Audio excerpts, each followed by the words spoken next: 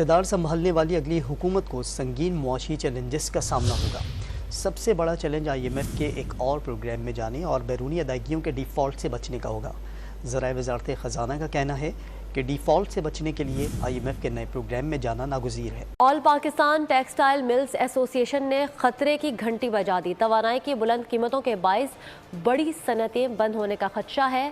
APTMA نے وزارت توانائی، تجارت اور SIFC کو خط لکھ دیا۔ ایپٹما کے سیکرٹری جنرل شاہد ستار نے کہا کہ انڈسٹری کی بندش سے بے روزگاری بڑھے گی۔ جو انتخابات کے نتائج آئے ہیں، جس نے جتنی بھی سیٹیں لی ہیں، نوید قمر صاحب آپ کا تو سیاست میں بڑا تجربہ ہے، آپ نے بال سفید کیے ہیں۔ نگراں حکومت نے IMF کی شرائط ماننے کے بعد گیس کے جو نرخ ہیں اس میں اضافہ کر دیا ہے۔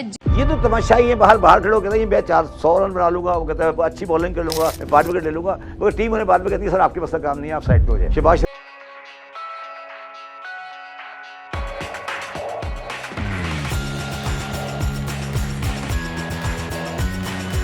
جس کو لے کے اب ہم یہ دیکھ رہے ہیں کہ تاجروں اور صنعت کاروں نے گیس مزید مہنگی کرنے پر اس کی مخالفت کی ہے اور FPPCI نے حکومت سے کو خبردار کیا ہے کہ گیس مزید مہنگے ہونے سے بہت ساری سائٹس ہیں، بہت سارے یونٹس ہیں، بہت ساری برآمدات کے یونٹس ہیں، وہ بند ہو جائیں گے۔ اور گزشتہ 2 ماہ سے یہ صورتحال وہ کہہ رہے ہیں پہلے ہی آلریڈی تھی۔ اسی طریقے سے توانائی کا سیکٹر ہے، ان کی جانب سے بھی کہا گیا ہے کہ قیمتوں میں اضافے کے باعث بڑے پیمانے پر انڈسٹری بند ہونے کا خدشہ ہو سکتا ہے اور 10 لاکھ افراد بے روزگار آلریڈی ہو چکے ہیں۔ تو ان حالات میں مزید گیس مہنگی کرنا انڈسٹریز کو تباہ کرنے کے مترادف ہے۔ باقاعدہ انہوں نے ظاہر ہے حکومت کو اس حوالے سے خط بھی لکھا ہے کہ یہ کام نہ کیا جائے، جس سے تقریباً 1600 میگا واٹ الیکٹریسٹی پیدا ہوتی ہے۔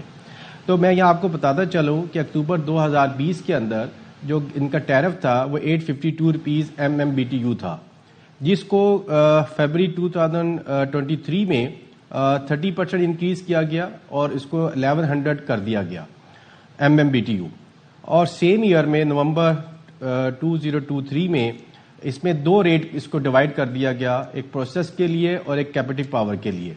اور جو پروسیس کا ریٹ 90% انکریز کر کے اس کو 2200 کر دیا گیا اور جو کیپیٹو پاور تھا اس کو 2400 کر دیا گیا۔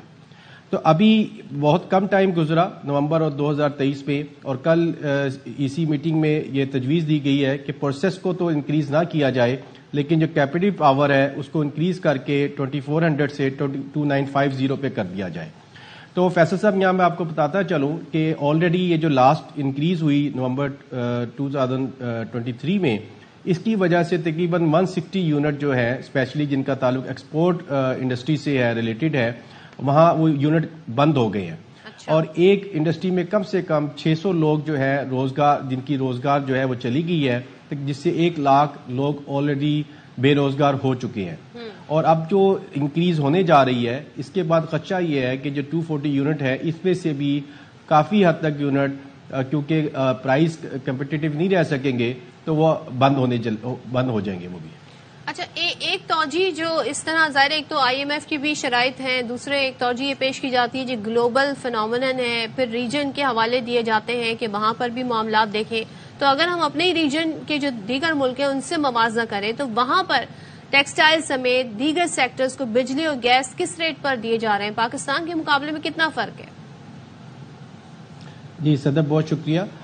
انڈیا میں گیس کے جو ٹیرف ہے اس وقت وہ $6.5 ہے، بنگلہ دیش میں $7.5 ہے اور ویتنام میں $9.8 ہے، اور پاکستان میں اس وقت جو کرنٹ ریٹ ہے وہ $12.6 ہے۔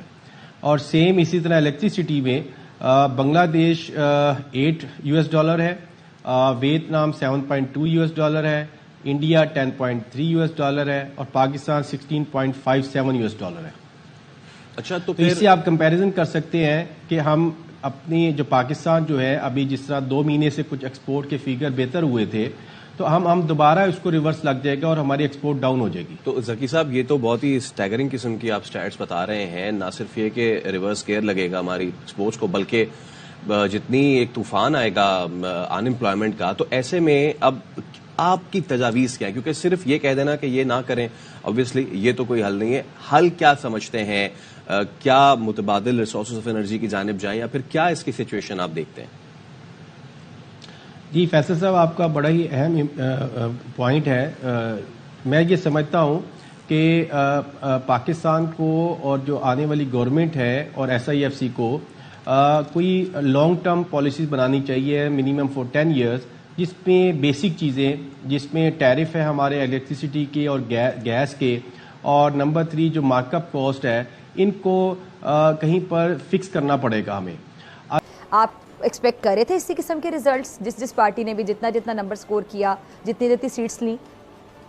دیکھیں جو پی ٹی آئی کے انڈیپینڈنس نے سیٹیں لی ہیں وہ میرا خیال ہے کہ کوئی بھی ایکسپیکٹ نہیں کر رہا تھا. پرہیپس پی ٹی آئی بھی شاید نہ کر رہی ہو. ٹھیک ہے. تو اس لحاظ سے تو that comes as a surprise. لیکن باقی تو بائی اینڈ لارج سیٹیں جو ہیں وہ یہاں جیسے لی گئی ہیں یا دلائی گئی ہیں یا جو بھی کہہ دیں، وہ سارا ایکسپیکٹڈ پیکیج. اچھا سر، یہ سب سے بڑا چیلنج آپ کیا دیکھتے ہیں سٹنگ گورنمنٹ کے لیے؟ اور آئینی عہدے رکھنے والوں کی پوزیشن بھی ذرا بتا دیں. وزیر اعظم جو بنے گا، وزارتیں رکھے گا، ان کے لیے کتنے چیلنجز ہوں گے؟ دیکھیں ہمارے ملک میں سب سے بڑا چیلنج اکانومی کا ہے اس وقت، مور دین اینی تھنگ ایلس. پھر سیکیورٹی بھی آتی ہے، پھر یعنی فائنانس منسٹر کے اوپر بڑا بوجھ ہوگا، بڑا چیلنج ہوگا ان کے لیے. جی فائنانس منسٹر ظاہر ہے کہ ان کو بہت کڑوے ڈیسیشنز بھی لینے ہوں گے، کیونکہ ہم جیسے ہی یہ گورنمنٹ آئے گی اس نے IMF کا نیا پروگرام نیگوشیٹ کرنا ہوگا. اور آپ نے دیکھا ہے کہ IMF کوئی آسان راستہ نہیں دیتی کسی کو بھی، چاہے آپ اس کے اگری کریں یا نہ کریں. ان کی جو کنڈیشنالٹیز ہوتی ہیں آپ کو سر آتے اگر نوید صاحب پیٹرول مہنگا کرنا پڑ جائے، آتے مہنگائی ہو جائے، تو وہ پہلا گفٹ ہوگا حکومت کی جانب سے عوام کے لیے. اس کا کیا ایک امپریشن؟ میرا خیال ہے کہ اس سے بھی زیادہ کرٹیکل کچھ چیزیں ہیں. فار ایگزامپل ٹیکسیشن پالیسی جو ہے، ہم نے جو اپنی ٹیکسیشن پالیسی اس طرح سے رکھی ہے جو کہ کئی سالوں سے اس میں کوئی خاص تبدیلی نہیں آئی. ہم نے کچھ سیکٹرز کو باہر رکھا ہوا ہے، یا کلیکشن نہیں کرتے یا اس پہ ٹیکس لگاتے ہی نہیں ہے. اگر ہم اپنا ٹیکس ٹو GDP ریشو ٹھیک نہیں کریں گے تو میرا خیال ہے کہ اب ہماری بورنگ کیپیسٹی جو ہے نا وہ سکڑتی جا رہی ہے. آپ کتنے حد تک قرضے لیتے جائیں گے اور آپ کے اس کی سروسنگ، اب ڈیٹ سروسنگ ہمارے بجٹ کا بہت بڑا چنک جو ہے وہ ڈیٹ سروسنگ لے جاتی ہے. تو پھر آپ حکومت تو نہیں چلا سکتے. تو آپ نے وہ مشکل فیصلے جو ہیں وہ کرنے ہوں گے. وہ سیاسی طور پہ آپ کو ہٹ کرتے ہوں، لیکن آپ کو سیاست کو پیچھے رکھنا ہوگا، ملکی مفاد کو آگے رکھنا ہوگا. اس قسم کی اور بھی کئی چیزیں ہیں.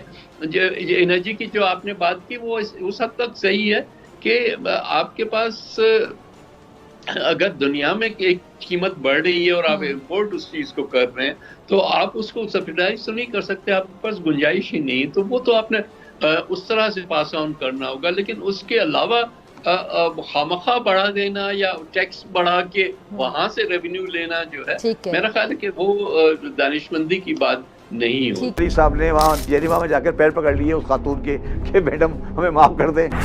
ڈالر کو 100 روپے کا ہونا چاہیے تھا.